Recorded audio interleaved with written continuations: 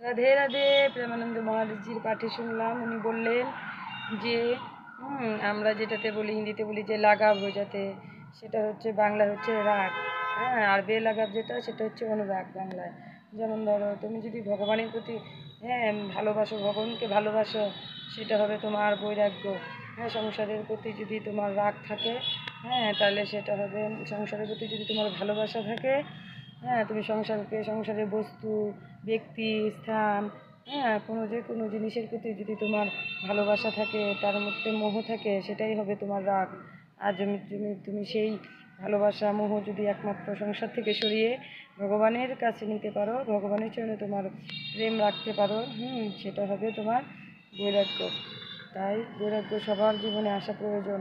সংসারের প্রতি রাগ থাকলে বন্ধনে ফেঁসে থাকতে হবে সারা জীবন। সেই বন্ধন থেকে মুক্ত হওয়ার জন্য বৈরাগ্য আসা প্রয়োজন। তাই ভগবানের প্রতি মন দিতে হবে, ভগবানের নাম জপ করতে হবে। রাধে রাধে। প্রেমানন্দ মহারাজজি হিন্দি বলেন, যারা হিন্দি বোঝেন তারা তো প্রতিদিন তাদের ভিডিও দেখেন, শুনেন। যারা হিন্দি বোঝেন না, তাদের জন্য আমার এই প্রচেষ্টা। রাধে রাধে। প্রেমানন্দ মহারাজজি কি জয়।